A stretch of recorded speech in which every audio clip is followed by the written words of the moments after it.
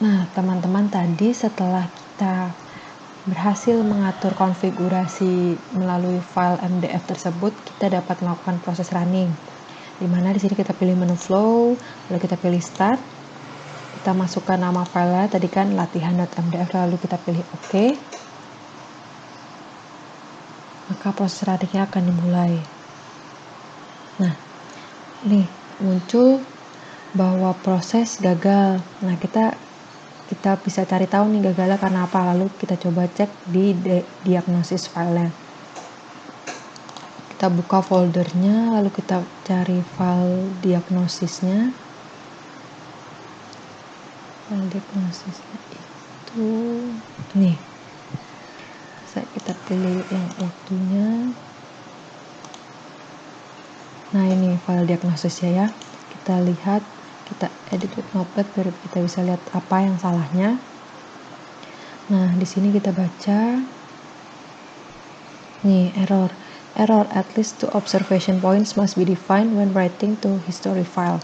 Nah, tadi kan kita di file, kita open dulu sebentar. Nah, ini di monitornya kan kita baru masukin 1 titik aja nih. Nah, ternyata di sini katanya at least 2 observation. Oleh karena itu kita perlu nambahin 1 lagi. Kita zoom ke area sini. Misal kita tambahin juga untuk wilayah sini ya. Jadi nanti yang utamanya tetap yang ini hanya untuk menambahkan saja. Ini titiknya M102 N8. 102N8.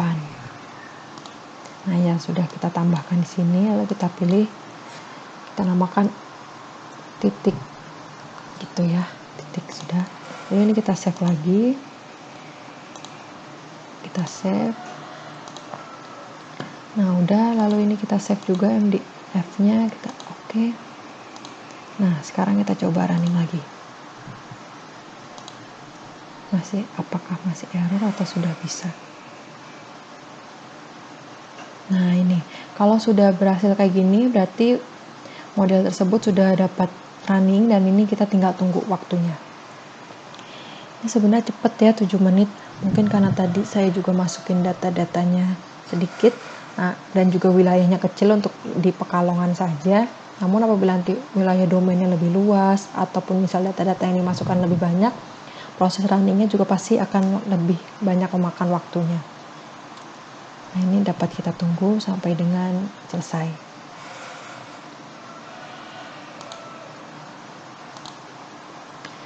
Nah, ini teman-teman proses runningnya apabila udah mau selesai. Sebentar lagi. Nah, kalau misalnya nanti teman-teman semisal ada mengalami error, pastikan bahwa data-data yang teman-teman masukin di file MDF itu tidak ada yang salah. Misalnya tadi juga sebelumnya saya pernah error karena saya salah menuliskan nama file yang di bagian additional parameter itu. Tadi kan saya nulisnya kalau nggak salah kasus 1 ya, padahal file yang saya simpan itu namanya kejadian 1. Akhirnya itu error juga, akhirnya saya perlu ubah dulu konfigurasi di MDF-nya. Jadi teman-teman perlu teliti kalau misalnya ada terdapat error. Nah, ini 20 detik lagi. Dan juga kalau misalnya ada error, teman-teman bisa ngecek tadi tuh file diagnosisnya. Jadi bisa kelihatan kiranya salahnya di bagian mananya sih, apa yang masih kurang gitu. Sehingga modelnya belum mau running. Nah, terus ini sudah selesai. Nah, apabila sudah seperti ini, 0 errors and 0 warnings, berarti sudah berhasil runningnya. Lalu ini dapat kita close. Nah, berikutnya setelah proses running selesai, maka akan terdapat file-file seperti file com, file tree, dan file trim di folder yang tadi teman-teman lakukan untuk simulasi. Nah, bagaimana cara plottingnya? Yang pertama kita pilih menu utilities, lalu kita pilih menu quick plot. Nah, ini biasanya agak lama untuk dibuka, oleh karena itu saya tadi sudah mencetnya duluan, jadi ini sudah terbuka.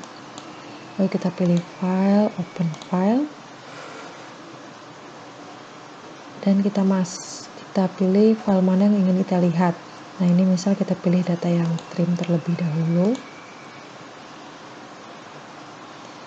Nah, ini nama filenya, lalu ini berisikan informasi terkait data-data apa saja yang tersedia.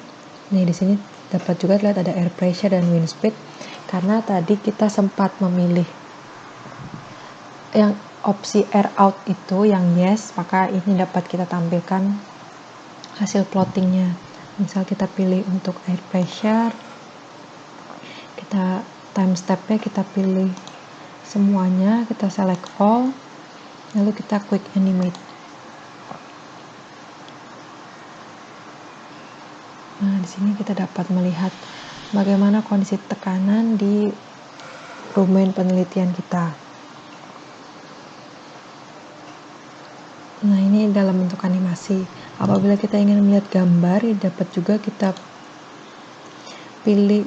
Di sini kita tidak perlu checklist all, namun kita bisa pilih salah satu saja. Misal ini saya ingin melihat tekanan pada tanggal 22 Mei pukul 10 UTC. Nah, ini tampilannya dalam per jam, karena tadi kita atur di bagian outputnya dalam 60 menit ya, jadi hasilnya akan ditampilkan per 60 menit. Nah, ini kita pilih untuk yang jam 10, lalu kita pilih quick view. Nah, inilah kondisi tekanan udaranya di wilayah pesisir Pekalongan. Apabila kita ingin geser-geser ke jam berikutnya, kita bisa mengklik yang sebagian sini atau yang sudahnya juga.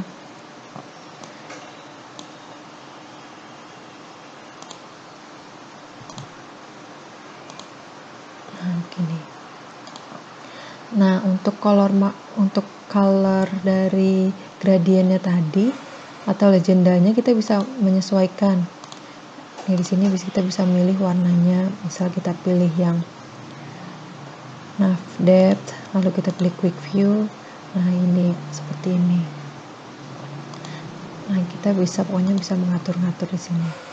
Lalu bagaimana caranya bila kita ingin menyimpan hasil yang tadi, hasil gambarnya? Nah, kita pilih salah satunya, lalu kita pilih file, kita print atau export. Nah, ini formatnya PNG atau bisa PDF, bebas, teman-teman bisa atur. Di sini misal saya ingin yang PNG. Lalu kita pilih OK, kita beri nama tekanan gitu misal, lalu kita save. Nah, di sini nanti muncul filenya seperti ini. Lalu selanjutnya, apabila kita ingin melihat hasil dari yang tadi hasil kondisi tinggi muka laut pada titik pengamatan, maka kita pilih file yang tree.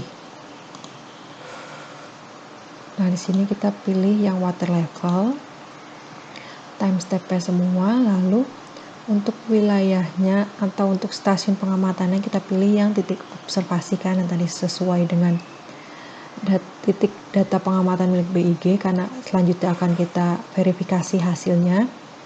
Lalu misalnya ini kita quick view untuk melihat bagaimana hasilnya, dan inilah kondisi tinggi muka laut di wilayah pesisir Pekalongan pada tanggal berikut. Nah, dapat kita lihat bahwa pada saat awal-awal running, ini nih kondisi tinggi muka lautnya cenderung tinggi naik turunnya ya. Nah, ini oleh karena itu saya bilang perlunya spin up, dan itu membutuhkan waktu beberapa hari. Jadi nanti ini bukan model spin up di mana modelnya masih belum stabil, lalu ini ketika modelnya sudah stabil, terlihat adanya pola naik turun mengikuti pola pasang surut. Nah, apabila kita ingin mengekspor data tersebut ke dalam bentuk Excel, kita dapat memilih di sini export file type, lalu kita pilih CSV, lalu kita pilih export data. Di sini kita bisa masukkan misal water level Pekalongan. Lalu kita save, maka nanti akan ada file dalam bentuk Excel. Sini misal kita buka. Nah, data yang dalam Excel ini dapat kita olah lebih lanjut Misal apabila kita ingin melakukan verifikasi, lalu nanti kita ingin menghitung nilai korelasi ataupun nilai RMSE untuk melihat bagaimana kesesuaian pola dan juga bagaimana besarnya error. Nah, ini water levelnya masih dalam satuan meter dan untuk waktunya ini setiap 10 menit. Nanti di sini bisa teman-teman atur lagi, misal apabila teman-teman ingin melihat waktunya dalam jam dan lain-lain sebagainya. Nah, sekian dari apa yang bisa saya sampaikan. Apabila teman-teman memiliki pertanyaan, dapat menghubungi saya melalui email terlampir dan nanti akan saya coba jawab sebisa saya. Dan juga saya meminta maaf atas kekurangan-kekurangan yang terdapat dalam video tutorial ini. Terima kasih atas perhatian teman-teman semua. Wassalamualaikum warahmatullahi wabarakatuh.